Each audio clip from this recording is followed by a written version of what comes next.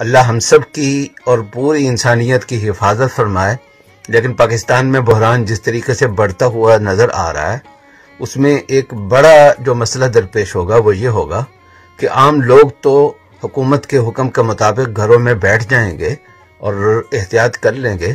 لیکن جو لوگ لازمی سروسز فراہم کرنے میں لگے ہوئے ہیں اور وہ اپنی ڈیوٹی سے کبھی بھی مستثنا نہیں ہو سکتے، خاص طور پر ان میں ہیلتھ کیئر پروفیشنلز جو علاج معالجے، متاثرین اور دیگر مریضوں کی دیکھ بھال پہ لگے ہوئے ہیں،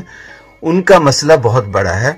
کہ کام کے بوجھ کی وجہ سے کہیں ان کے حوصلے جواب نہ دے جائیں۔ اس لیے ہم سب کی ذمہ داری ہے کہ ان کی حوصلہ افزائی کریں، سوشل میڈیا کے ذریعے، اپنی ویڈیوز کے ذریعے اور دیگر ذرائع سے ان تک یہ پیغام پہنچنا چاہیے کہ اس جہاد میں، اس بہت بڑی عبادت میں، ایک فرض کفایہ کی ادائیگی میں پوری قوم ان کے ساتھ ہے، پوری قوم کی دعائیں ان کے ساتھ ہیں، ماؤں بہنوں کی دعائیں ان کے ساتھ ہیں، ہمارے بزرگوں کی دعائیں ان کے ساتھ ہیں۔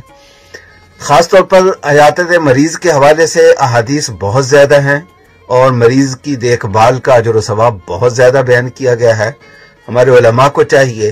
کہ وہ ایک ایک حدیث لیں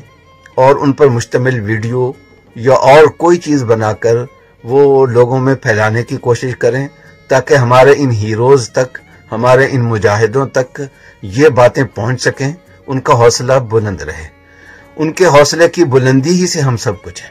خدا نخواستہ اگر ان کا حوصلہ جواب دے گیا یا وہ تھکن کا شکار ہو گئے، ان کی ہمت جواب دے گئی، تو پھر ہمارا گھروں میں بیٹھنا بھی کسی کام کا نہیں رہے گا۔ اس لیے سب لوگوں کو، رائے عامہ کے رہنماؤں کو اور خاص طور پر علماء کو فوری طور پر اس طرح متوجہ کرنے کی ضرورت ہے۔ اللہ تعالی ہم سب کا حامی و ناصر ہو۔